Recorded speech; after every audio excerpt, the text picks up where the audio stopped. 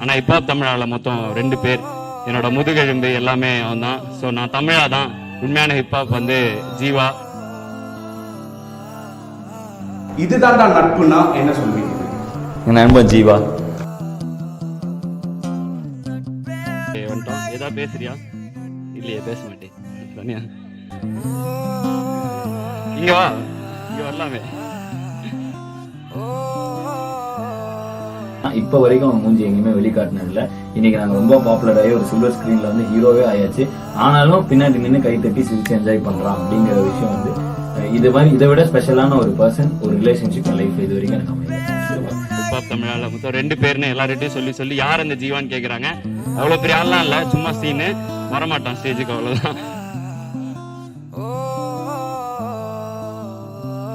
So industry and family விட்டு கண்மூடித்தனமா நீங்க வந்து நம்பிக்கை யார் மேல வச்சிருக்கீங்க? ஏதாவது ஒரு பர்டிகுலர் பர்சன்? ஜீவா என்னுடைய முதுகெலும்பு. பக்கத்துல தான் ஜீவா இருக்காரு. வந்து ஒரு ஆய் சொல்லுங்க, தெரியுதா? அந்த பின்னாடி அந்த ரிஃப்ளெக்ஷன்ல தெரியுது ஜீவாவோட தலை தெரியுது. இண்டஸ்ட்ரிக்கு முன்னாடி, அதுவும் இண்டஸ்ட்ரி என்னலாம் இல்லை, மியூசிக்குக்கும் முன்னாடி ஏதோ ட்ரை பண்ணலாம்னு சொல்லி 2 பேரும் நான் சென்னையில கோயம்புத்தூர்ல ஓடி வரேன். அவன் சென்னையில தான் இருக்கான். இன்ஜினியரிங் டிஸ்கண்டினியூ பண்ணிட்டு எனக்காக ஓடி வரான்.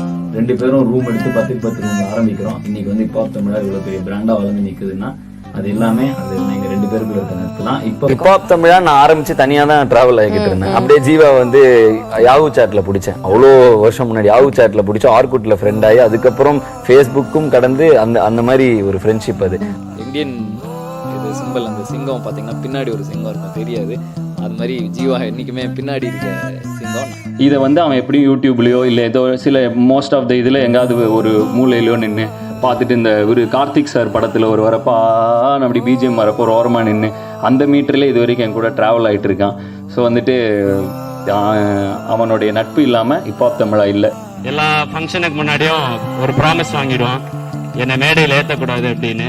ஸோ அவனுக்கும் சேர்த்து வாங்குற கைத்தட்டு தான் நான் தனியாக வாங்கிட்டு இருக்கேன். அதுக்கப்புறம் இது வேலைக்கு அவன் தெரிஞ்சு எல்லாரும் விட்டு போயிட்டாங்க. நிறைய பேர் போயிட்டாங்க, கொஞ்சம் பேர் இருந்தாங்க. பட் ஆரம்பத்துலேருந்தே என் கூட ஜீவா கூடவே இருப்பான். 2 பேரும் சேர்ந்து பண்ணிட்டே இருப்போம்.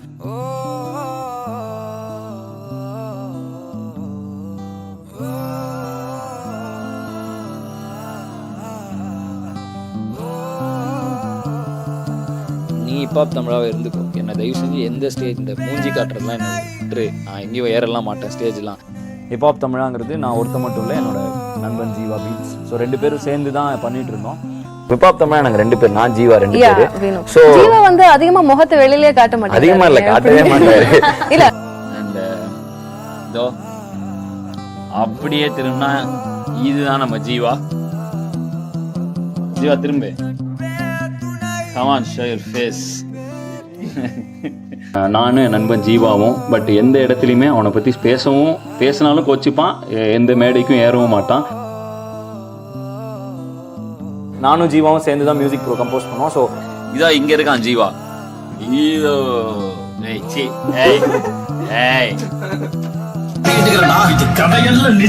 ஜீவா இல்லாம இல்ல. ஸோ வந்து ஹிப்ஹாப் தமிழாங்கிறது 2 பேர். ஸோ எல்லாரையும் தாண்டி என்னுடைய பார்ட்னர் ஜீவா, என் நண்பன்.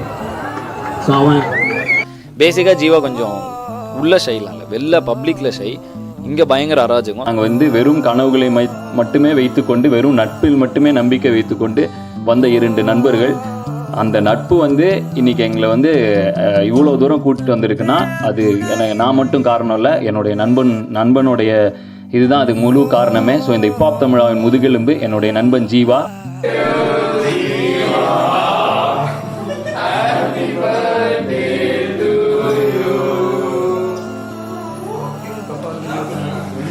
Clap it.